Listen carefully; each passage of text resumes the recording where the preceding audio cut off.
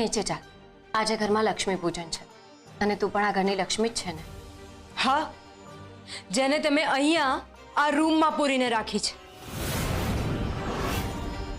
અહીંયા રૂમમાં પૂરીને રાખવાના મારી પાસે ચોક્કસ કારણો છે. અને પૂજામાં ના આવવાના મારી પાસે પણ ચોક્કસ કારણો છે. ત્યાં મારું કોઈ કામ નથી.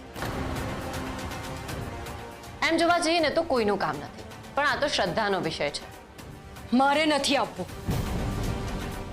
એ ના ભૂલીશ કે તારી કુખમાં મારું બાળક છે, એટલે એનામાં સારા સંસ્કારોનું સિંચન થાય ને, એના માટે તો તારે પૂજામાં બેસવું જ પડશે. જબરજસ્તી છે. તારે એમ સમજવું હોય તો એમ સમજ, પણ તારે આવવું તો પડશે જ. રૂપ, તારે જવું જોઈએ. હયાન, તમે મને જવા માટે કહો છો? હા, કારણ કે તું આ ઘરની લક્ષ્મી તો છે જ, અને એ હિસાબે તારું પૂજન આ ઘરમાં થવું જોઈએ. અને ભલે તારી કુખમાં અત્યારે આ લોકોનું બાળક હોય, પણ હાલમાં એ બાળકની માં તો તું જ છે ને. એટલે એનામાં અત્યારે સંસ્કારોનું સિંચન થવું ખૂબ જરૂરી છે. પણ હયાન, રૂપ જા, એ જ યોગ્ય છે.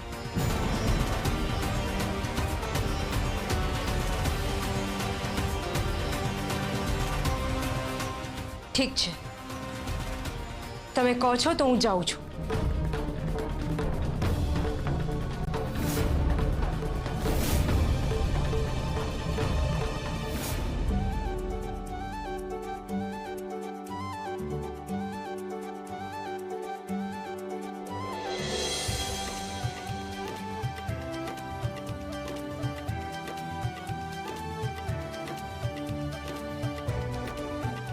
મોટી બા, પગ.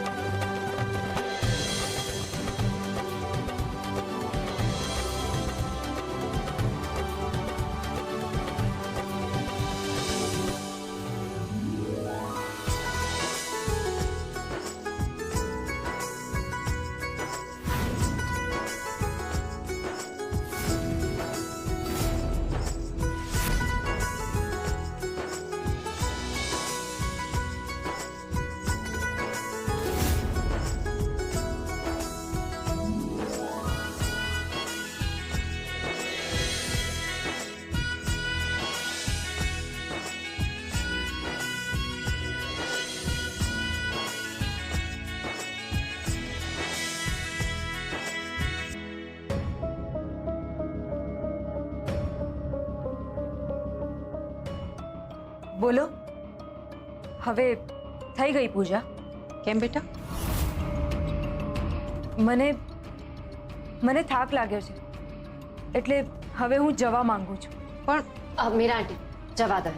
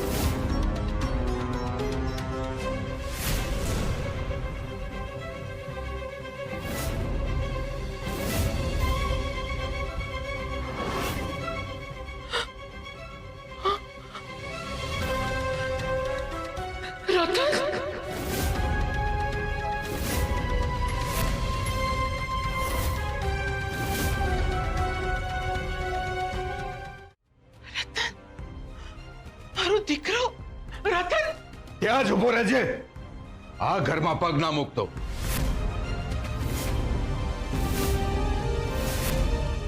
મોટી બાના બધા ગિલ્ટ તો બહાર આવી રહ્યા છે, પણ મોટી બા હજુ પણ પોતાને મોટી બા માની નથી રહ્યા.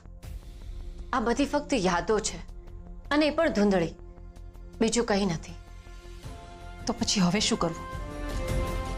એ જ તો આપણે નક્કી કરવાનું છે. આપણે એવું કંઈ વિચારવું પડશે જેનાથી મોટી બાના અંતરાત્મા સુધી પડઘો પડે.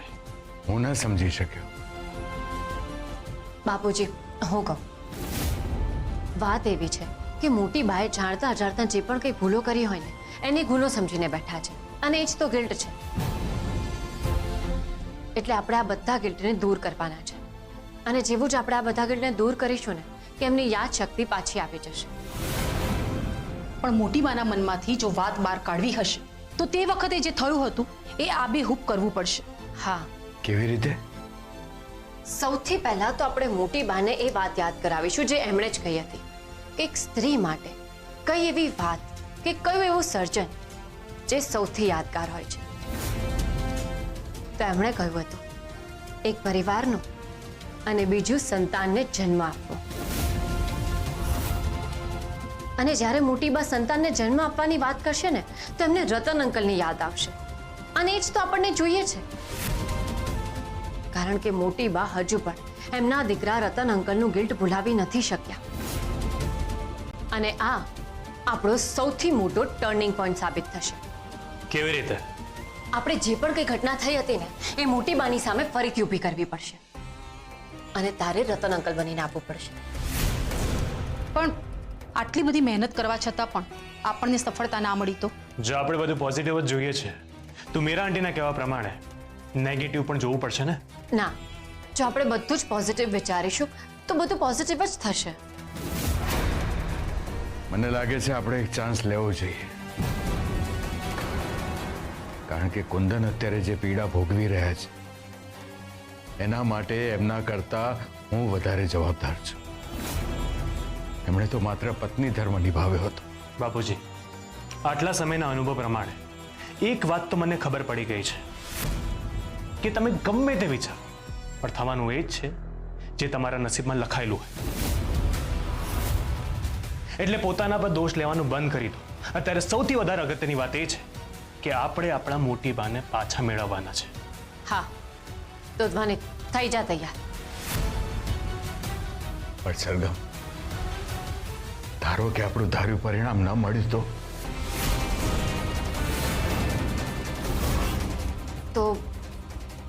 તો એક શક્યતા એ પણ છે કે આપણે મોટી બાને હંમેશા માટે ગુમાવી દઈશું. શું?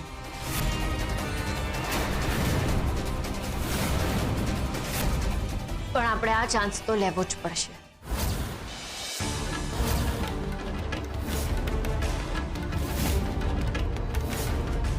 તારો પગ ના ઉપાડતો.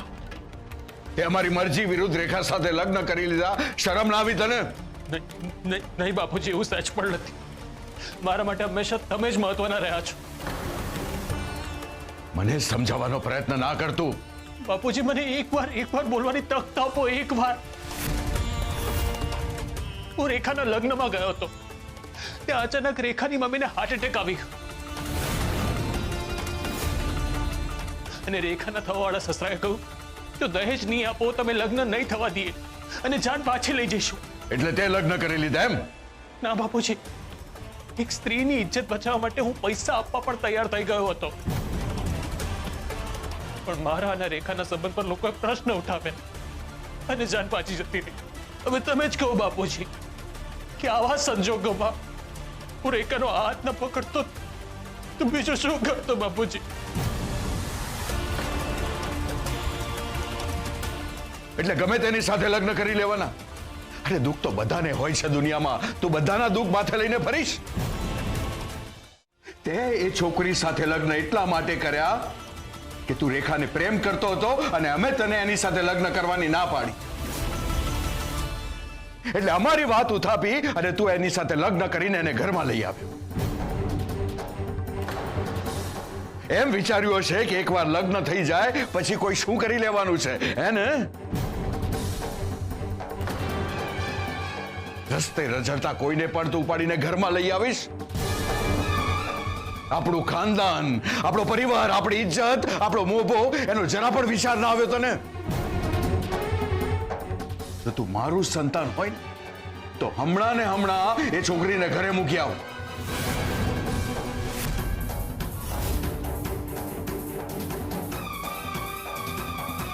માફ કરજો બાપુજી, પણ હવે એ નહીં બની શકે. નહીં બની શકે એટલે શું? મેં એના ગળામાં મંગળસૂત્ર પહેરાવી દીધું છે.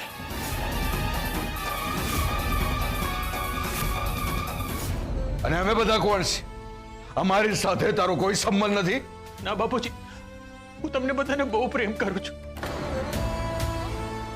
પણ હું રેખા સાથે હવે કોલે બંધાઈ ચૂક્યો છું.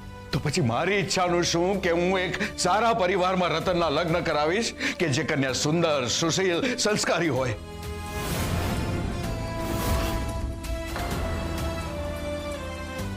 તો બાપુજી, રેખામાં શું ખરાબી છે?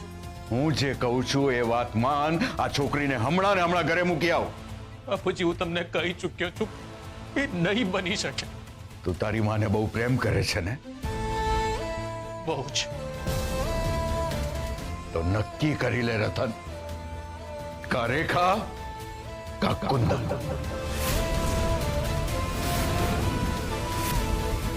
પણ આજે તું આ ઘર છોડીશ તો તું મરીશ કે અમે મરીશું, તને અમારું મોઢું સુદ્ધા જોવા નહીં પડે.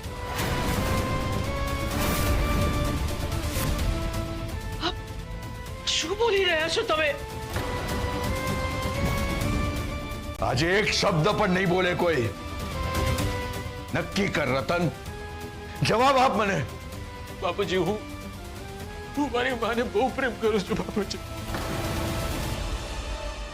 પ્લીઝ અમને મને અલગ ના કરો. બાપુજી, હું મારી માને બહુ પ્રેમ કરું છું. બાપુજી, અમને અલગ ના કરો. બાપુજી, અમને અલગ ના કરો. પ્લીઝ બાપુજી, પ્લીઝ. ચલ નીકળ.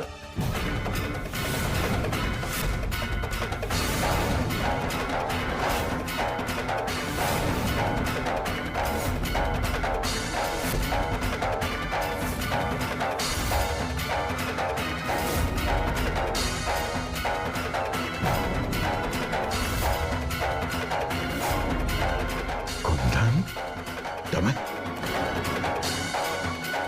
કુંદન નહીં,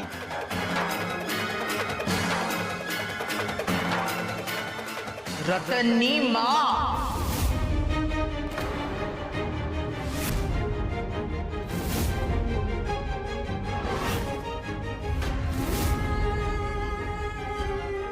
રતન ક્યાંય નહીં જાય.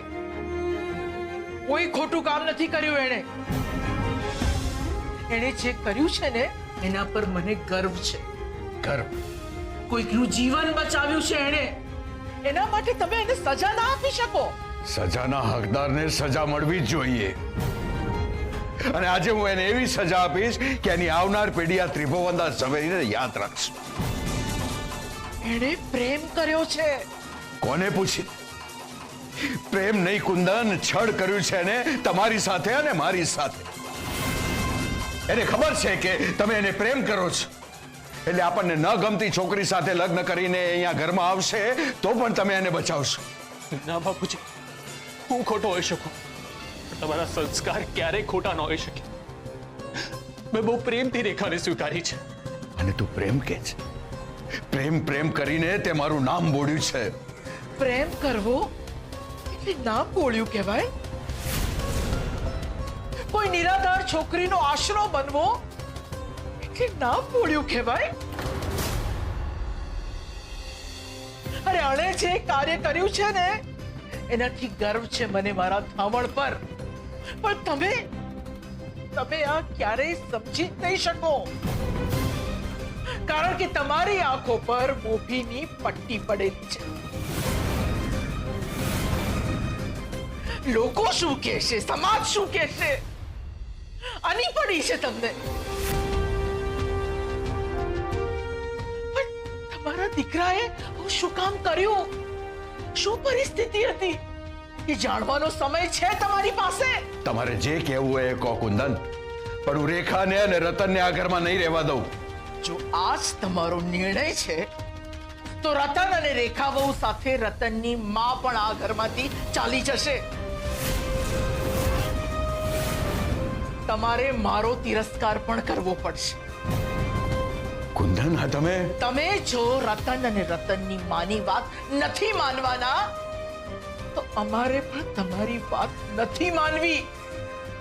અને આ મારો અંતિમ નિર્ણય છે.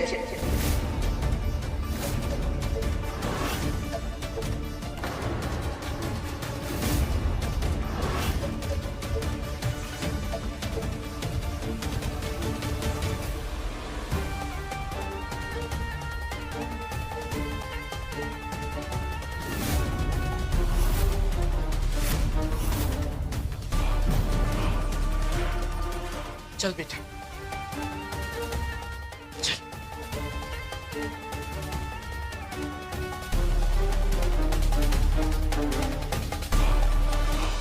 चल तू. માં માં ઉભા તો રહો, મારી વાત તો સાંભળો. ના તું ચલ.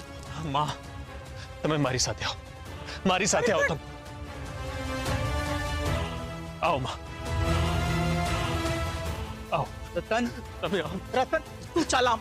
ના માં, ના ના ના માં, ના ના ના ના માં, તમે આ ઘર ના છોડી શકો માં. ના ના, હું એ નહીં થવા દઉં માં. ના છોડો તમે આ ઘર.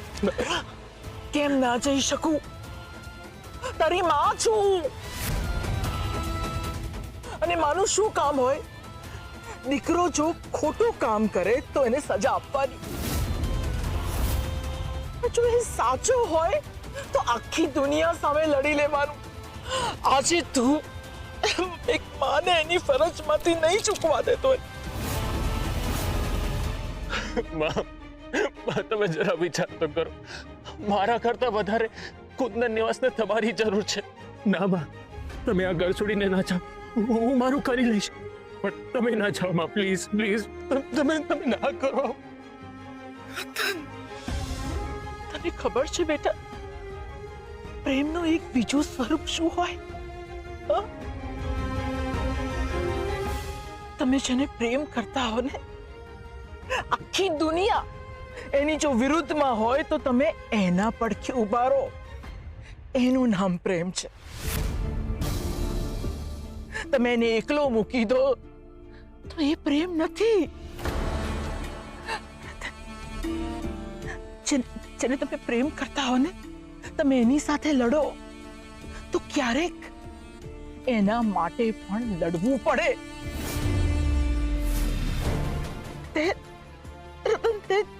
તે તારો પ્રેમ સાબિત કર્યો ને. મને 1% રતન, નહીંતર આ માના મન પર બોજ રહેશે જિંદગી ભર. એટલે મારો નિર્ણય અફર છે ને એ ક્યારેય નહીં બદલાય. ચાલ તું ચાલ. બાપુજી જે પણ કંઈ કહ્યું એ એટલા માટે કહ્યું કે કોઈ એમના કાન ભર્યા હતા, એટલા માટે બાપુજી આવો વ્યવહાર કર્યો. મને ખબર છે બાપુજી ભલે જીભેથી ગમે તે કે, હૃદયથી મને બહુ પ્રેમ કરે છે માં. મને બહુ પ્રેમ કરે છે માં. કોઈએ કહ્યું ને એમણે માની લીધું. અરે એમને તારામાં વિશ્વાસ હોવો જોઈએ. એ મને તારાથી દૂર કરે ને હું ચૂપ રહું? હું ચૂપ નહીં રહું. કારણ કે રતન હું તને બહુ પ્રેમ કરું છું બેટા. એ વખતે એક પત્ની એક માં સામે હારી ગઈ હતી. બસ હવે નહીં રતન. એ વખતે પણ મારો જ વાંક હતો. તને છેલ્લી ઘડીએ જોઈ પણ નથી શક્યું. અને મારા હાથમાં આવી તો તારી